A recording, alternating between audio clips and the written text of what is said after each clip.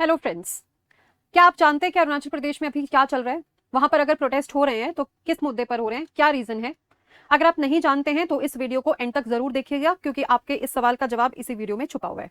ठीक है, आइए शुरू करते हैं। अबाउट अरुणाचल प्रदेश, ये इंडिया का one of the most hidden state है। नॉर्थ ईस्ट में ये लोकेटेड है और इसको कभी कभी चाइना तो साउथ तिब्बत के रूप में भी रिप्रेजेंट करता है। और यहाँ पर जो ईस्टर्न बॉर्डर है वहां पर म्यांमार के साथ यहाँ पर एथनिक क्लैशेस भी चलते रहते हैं। तो अभी हमारे लिए इंपॉर्टेंट क्यों है? अरुणाचल प्रदेश में जो फॉरेस्ट हैं वो इतने डेंस हैं कि कभी कभी गूगल मैप भी ना कंफ्यूज हो जाता है कि कहाँ से रास्ता दिखाएं। यहाँ की जो डेमोग्राफी है वो मेजरली ट्राइबल है। ऐसी ट्राइब्स जो अपनी लगभग 5000 साल पुरानी रिचुअल्स, अपनी लैंग्वेज, कल्चर को प्रिजर्व करके रखे हुए हैं।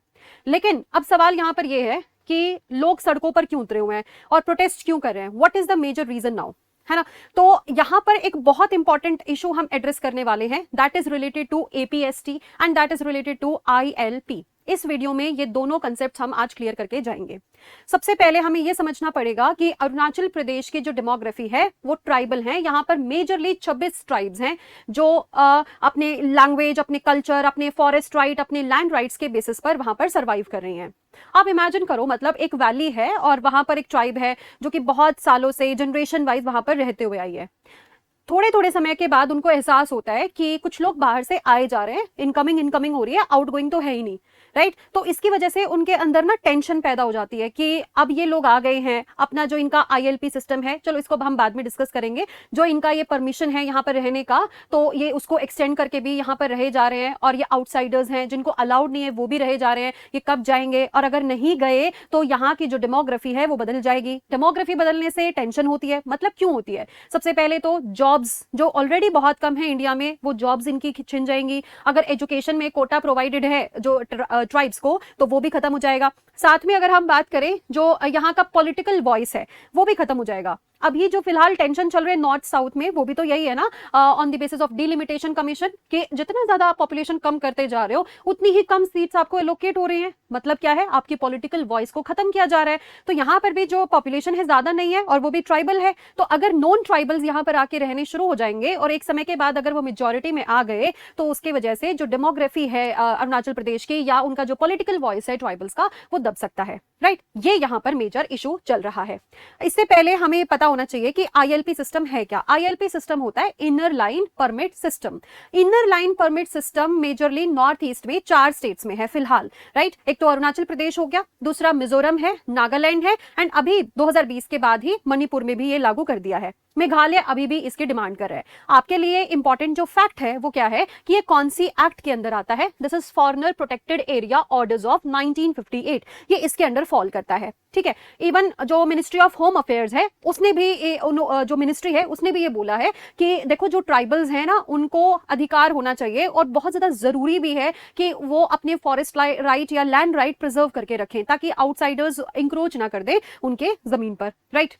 तो ये आप यहाँ पर मैप देख सकते हैं। तो ये एक ओवरऑल व्यू पॉइंट है कि कैसे यहाँ पर ट्राइबल्स जो हैं रहते हैं कौन से एरियाज में, ठीक है? अब यहाँ पर मुद्दा उठता है एपीएसटी। देखो एपीएसटी, अरुणाचल प्रदेश अरुणाचल एसटी बचाओ आंदोलन कमेटी बनाई गई है ना, उसमें जो लीडर्स हैं उन्होंने ये सवाल उठाया कि जो यहाँ पर लोग हैं वो नॉन ट्राइबल्स ज्यादा देर तक रह रहे हैं और उनका जो आईएलपी सिस्टम है वो गड़बड़ है, उसको आप ट्रैक नहीं कर पा रहे, आप मतलब एज इन गवर्नमेंट ट्रैक नहीं कर पा रही है। तो एपीएसटी सर्टिफिकेट होता क्या है? APST certificate is just like some other caste certificate जो दूसरी स्टेट्स में चलता है। दूसरी स्टेट्स में जैसे कि कहीं पर ओबीसी सर्टिफिकेट है या कहीं पर एससी सर्टिफिकेट है, एसटी सर्टिफिकेट है। सिमिलरली अरुणाचल प्रदेश के जो ओरिजिनल ट्राइबल सिटीजन्स हैं उनको जो सर्टिफिकेट दिया जाएगा दैट इज एपीएसटी। लेकिन जब ये कमेटी बनी और इन्होंने आंदोलन शुरू किया, इन्होंने क्वेश्चनिंग शुरू करी, तो ये पाया गया कि बहुत सारे नॉन ट्राइबल्स या जो बाहर से लोग आए हैं वो यहाँ पर फेक एपीएसटी सर्टिफिकेट्स लेके बैठे हुए हैं।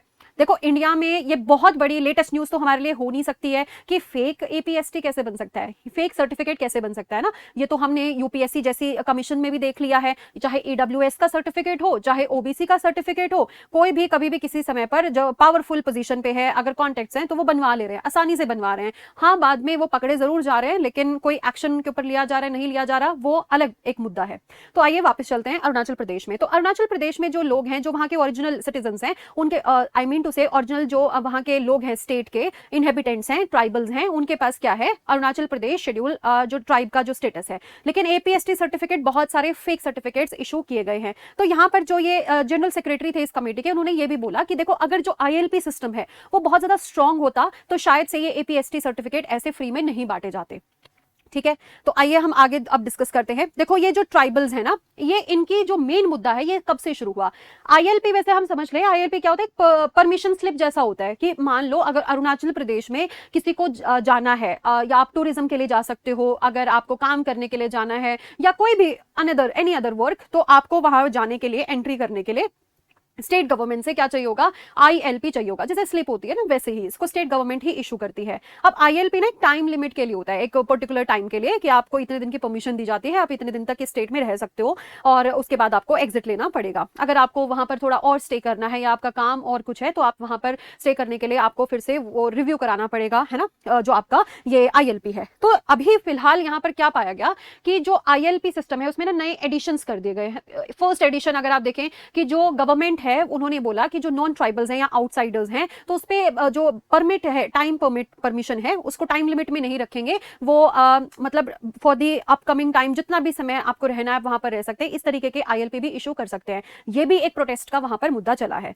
दूसरा, लेकिन सबसे इंपॉर्टेंट यहां पर क्या इशू चला कि जो अरुणाचल प्रदेश स्टेट है, बिकॉज हमेशा हम अपने आंसर्स में भी डिस्कस करते हैं या हम अपनी इन जनरल भी बात करते हैं कि देखो नॉर्थ ईस्ट डेवलप्ड एरिया नहीं है इंडिया का, मेन लैंड से कनेक्ट नहीं हो पाता है, क्योंकि वहां पर जो लोग हैं उनको जॉब अपॉर्चुनिटीज ज्यादा नहीं है, एजुकेशन अपॉर्चुनिटीज ज्यादा नहीं है।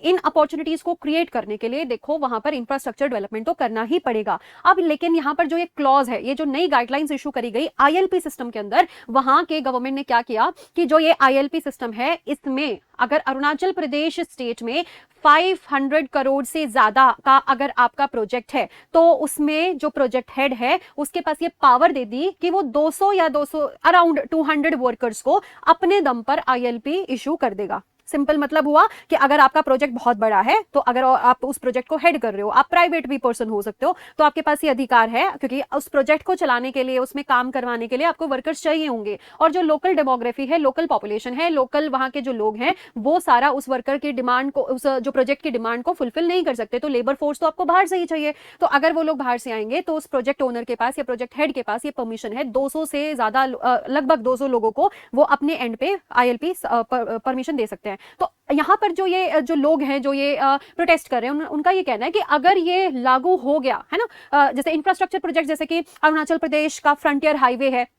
या मैं अगर बात करूं ये सियांग डैम की बात करें, तो ये जितने भी लोग, अगर ये आपके क्लोजेस हैं, ये अगर फाइनलाइज हो गए, तो लोगों का ये डर है कि वो आईएलपी, क्योंकि परमिशन वहां पर मिल ही जा रही है, एपीएसटी सर्टिफिकेट आप बना ही दे रहे हो, तो इसकी वजह से जो आउटसाइडर्स हैं उनकी पॉपुलेशन ज्यादा हो जाएगी, इनकी पॉलिटिकल वॉइस खत्म हो जाएगी। ये यहाँ पर मेन मुद्दा चल रहा है। दूसरी, अभी रिसेंट जो मेन इशू यहाँ पर आता है, वहां पर जो 4 कमिटीज हैं वो बनाई गई हैं, ठीक है, 4 जो पावर कमिटीज हैं, जैसे कि आईएलपी का जो फ्रेमवर्क सिस्टम है उसको स्ट्रेंथन करना पड़ेगा। दूसरा, यहां पर क्या बोला गया है कि जो एपीएसटी सर्टिफिकेट डिस्ट्रीब्यूशन है उसको रीवेरीफाई करना पड़ेगा, कि कुछ ऐसे बच्चे हैं जिनकी मदर्स एपीएसटी सर्टिफिकेट होल्डर हैं लेकिन उनके फादर्स नॉन एपीएसटी हैं, तो उन बच्चों का करंट स्टेटस क्या रहेगा। और साथ में जो इमिग्रेंट्स हैं, कोई इलीगल माइग्रेंट ना हो, उसका भी स्टेटस चेक करना पड़ेगा। ये 4 हाई पावर्ड कमेटी अब यहाँ पर चीफ मिनिस्टर ने इनको अनाउंस किया है और ये बना दी गई है। लेकिन अब फिर भी यहाँ पर इशू क्या चल रहा है कि इवन जो वहां के अरुणाचल प्रदेश के जो डीआईजी हैं उन्होंने भी माना कि अभी हमने 2025 का डेटा देखा तो ये पाया गया कि लगभग 7000 लोग ऐसे वहां पर हैं कि जो अपनी परमिशन है, जो उनका आईएलपी है, उससे ज्यादा एक्सटेंडेड टाइम लिमिट तक वहां पर रह रहे थे और जिनके पास फेक सर्टिफिकेट्स भी पाए गए हैं। लेकिन इंटरेस्टिंग बात यहां पर यह है कि जो 7000 ये इलीगल इमिग्रेंट पाए गए हैं, इनमें से कोई भी फॉरेनर नहीं था। तो जो इस बात को मॉडिफाई करके बताया जाता है ना, जो लोकल इश्यूज हैं उनको, जैसे लोकल इशू जैसे कि इमिग्रेंट्स है ना, इलीगल इमिग्रेंट्स, तो उस इशू को ऐसे मरोड़ के बता दिया जाएगा कि ये तो दूसरे स्टेट से आ रहे हैं, दूसरे म्यांमार से आ रहे हैं, ये तो तिब्बत से आ रहे हैं, ये तो बांग्लादेश से आ रहे हैं, है ना। तो इनको फॉरेनर बता के, फॉरेन नेशनल्स बता के, तो लोकल जो सिंपैथी है उसको गेन करने की कोशिश करी जाती है। देखो यहाँ पर इंपॉर्टेंट बात यह है कि अगर हमें अपना नॉर्थ ईस्ट डेवलप करना है तो उसके लिए तो देखो इंफ्रास्ट्रक्चर डेवलपमेंट करना ही पड़ेगा। और अगर आप इंफ्रास्ट्रक्चर डेवलपमेंट चाहते हैं तो लोकल पॉपुलेशन उस लेबर फोर्स को पूरा नहीं कर सकता, आपको इमिग्रेंट चाहिए ही होंगे, वर्कफोर्स चाहिए होगी। लेकिन इसका फिर सॉल्यूशन क्या हो? क्योंकि आपस में दोनों ही कॉन्ट्रडिक्शन में है। तो इसका सॉल्यूशन सिर्फ एक ही है कि जो आपका ILP ट्रैकिंग सिस्टम है वो इतना रोबस्ट हो कि कब कौन आ रहा है, कौन जा रहा है, उसकी डिजिटल ट्रैकिंग होनी चाहिए, रियल टाइम ट्रैकिंग भी होनी चाहिए, एंड इवन एक अलर्ट मैसेज भी भेजना चाहिए कि आपका जो परमिट सिस्टम है वो अब लैग कर रहा है, अब उसमें परमिशन आपकी खत्म होती जा रही है। अगर आपको और स्टे करना है तो आप एटलीस्ट गवर्नमेंट की नजरों में यहाँ पर अपने आप को रीवेरीफाई कीजिए या रीचेक कीजिए या उसको दोबारा से बनवाइए। बिकॉज टाइम बाउंड अगर आप परमिशन दोगे तभी जाके हम ट्राइबल्स की जो आइडेंटिटी है उसको प्रिजर्व कर पाएंगे, एंड ऑल्सो साथ साथ हम अरुणाचल प्रदेश या दूसरी नॉर्थ ईस्टर्न स्टेट्स को प्रिजर्व कर पाएंगे। देखो, अगर ट्राइबल्स की आइडेंटिटी है, ट्राइबल का जो कल्चर है और यहाँ पर जो भी उनकी लैंग्वेजेस है, रिचुअल्स हैं, वो अरुणाचल प्रदेश की सोल है। अगर वो अरुणाचल प्रदेश की सोल है और जो ये सवाल उठा रहे हैं कि हमारा कौन है और हमारा कौन नहीं है, अगर इसका आंसर गलत दे दिया गया ना अथॉरिटीज की तरफ से, तो सिर्फ अरुणाचल की बात नहीं है ये, फिर पूरा नॉर्थ ईस्ट में जो बैलेंस है ना वो बिगड़ सकता है।